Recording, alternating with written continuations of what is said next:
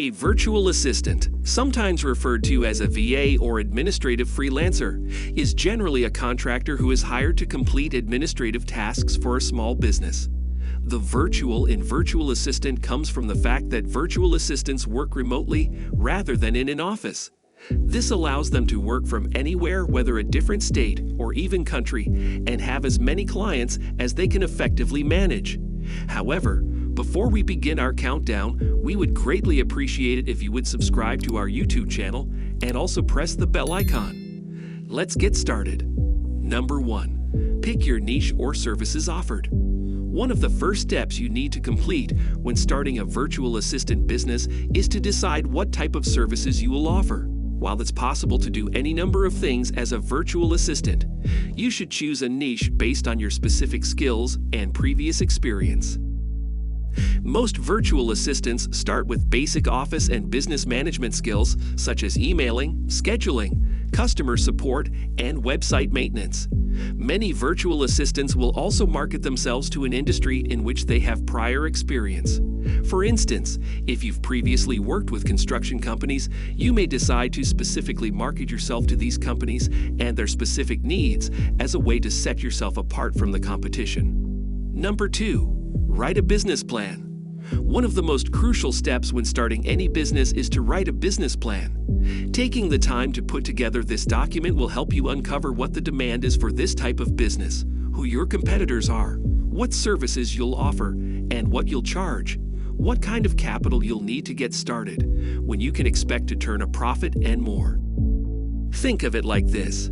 Your business plan is a contract with yourself at a minimum. If you plan to seek funding or a business partner down the line, you'll likely need to share your business plan with them. It's a place where you can write down your plans, your goals, and even your dreams for your business, but it should also be grounded in research and facts.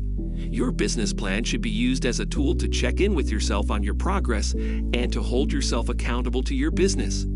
Your business plan will serve as a sort of roadmap for your business and will help you stay on track during those crucial first months and years. Of course, this isn't a one-time exercise. You can and should revisit and update your business plan as your goals and plans change. Number 3. Register and name your business. The next step in starting your virtual assistant business is to choose a name for your business and to choose your business entity. When naming your business, you want to choose a name that's personal to you and that describes your business, while also being available to use and easy to pronounce and remember. You can conduct a business name search on your Secretary of State's website to ensure the name you want isn't already in use.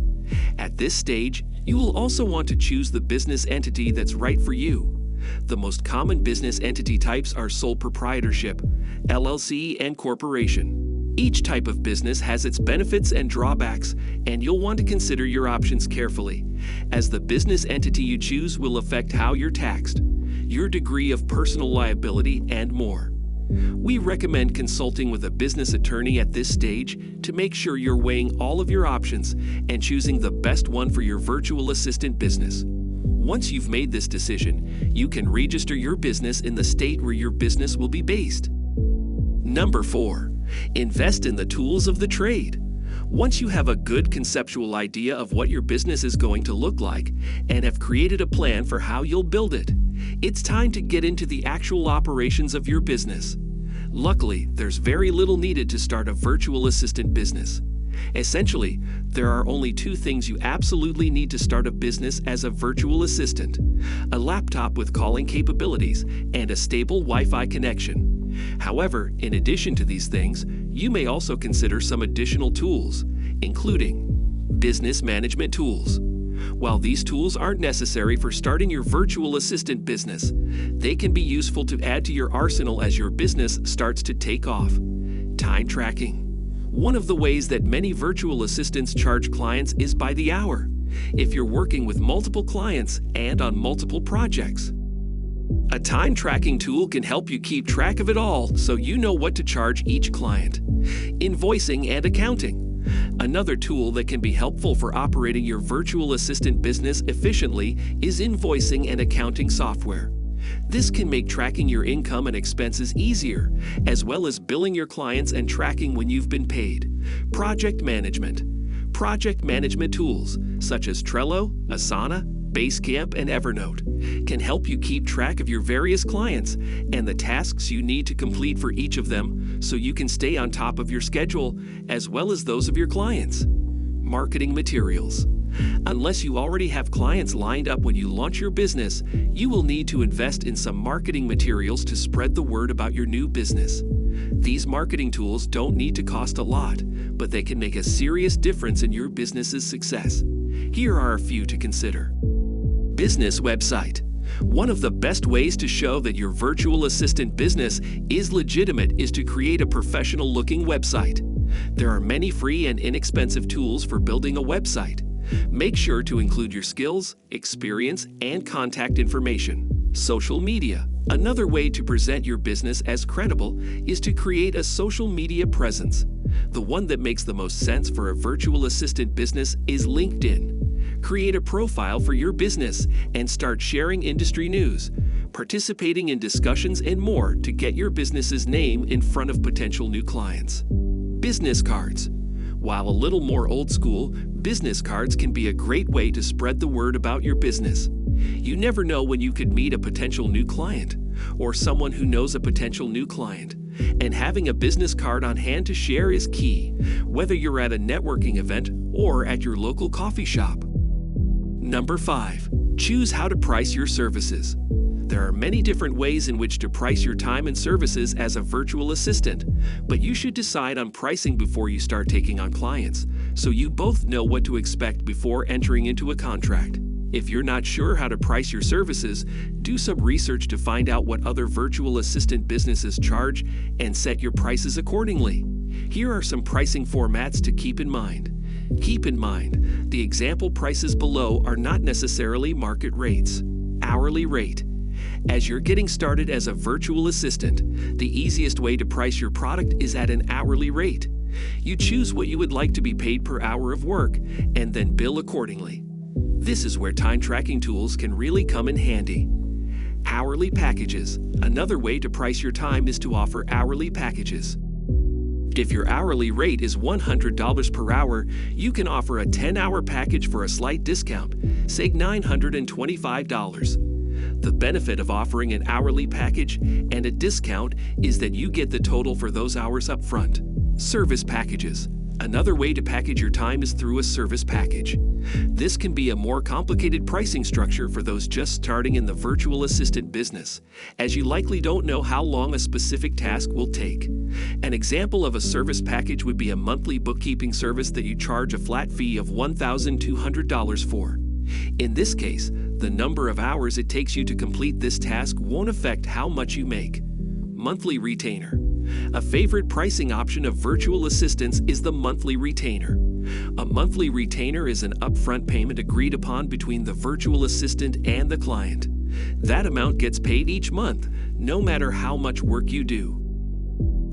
A virtual assistant might receive a monthly retainer of $1,500 per month for calendar scheduling. This gives you a predictable source of income, while also ensuring your client will have the help they need. One-time flat fee. Sometimes a virtual assistant is hired for a specific task. For this type of work, you'll provide the client with a bid for a one-time flat fee. An example of this is that you might help them plan a setup and run a webinar for $2,000. Number 6. Create a contract. Before you start work with a client, you'll need a contract. This contract is an agreement between you and the client. It clearly defines the scope of work you're being hired for, including what tasks you'll perform and for how long, the payment terms, including your pricing structure, your status as a contractor, and more. You will want to give your client time to review this contract before you sign on to work with them. And make sure both parties have agreed to it and signed before you begin work, so you can ensure you'll be paid appropriately. You can find many examples of virtual assistant contracts online to get you started. You'll also want to make sure your client sends you the proper tax forms, as well as any ACH deposit paperwork if that's your preferred payment method. Pros and cons of starting a virtual assistant business. If you're considering how to start a virtual assistant business, evaluating the pros and cons can be a great way to discover if this is the right position for you. As well, you might consider it from the perspective of your clients. There are pros and cons to hiring virtual outsourced labor. Get to know it from both sides to make an informed decision. Pros. Let's start with the benefits of this line of work. Number 1. Low overhead costs. A big pro of starting a virtual assistant business is the low startup and overhead costs. A virtual assistant needs only a computer and Wi-Fi, which are two resources most people already have. With that, you've got a business. Number 2. No formal education needed. You don't need any specialized education to become a virtual assistant. Most of the skills needed to be a virtual assistant are things learned in the day-to-day life of the traditional office employer or even in daily life. Number 3. Customizable schedule. One of the best parts about being a virtual assistant is that you get to set your schedule. While many clients might want you to be available during the traditional 9-to-5 workday, you always have the option to find clients in different time zones or with more flexible needs so that you can work the hours you want. Cons. That said, let's consider the downsides to this business as well. Number 1. Finding clients. While this isn't specifically a con to starting a virtual assistant business, it is a difficulty you will face. Finding the first few clients could be difficult unless you already have clients lined up from previous jobs. While you're building your experience and network, you will likely have to hustle to find work. However, once you've landed your first few clients and provided a quality service, it will be easier to find more people to work with.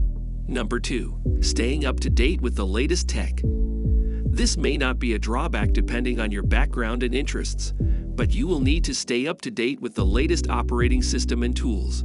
Your clients may all use different email and calendar systems, for instance, and you'll need to know how to work seamlessly in all of them in order to be an effective virtual assistant. Number 3. Unsteady income. As is true with any freelance or contract business, you won't have a reliable paycheck every other week like you would with a salaried job. Even when you have a full client list, your contract may be for only a few weeks or months, and then you'll need to find something new. To stay on top of this, note in your own calendar when contracts are ending and when you should do outreach to onboard new clients. The good news is, this should be relatively easy since organization is in your blood. So that's it for today. If you find this video helpful, please give it a big thumbs up and share it with others. Also, if you haven't already, please consider subscribing to our channel. Don't forget to turn on the notification bell so you don't miss any of our new uploads. In the end, thanks for watching and see you next time.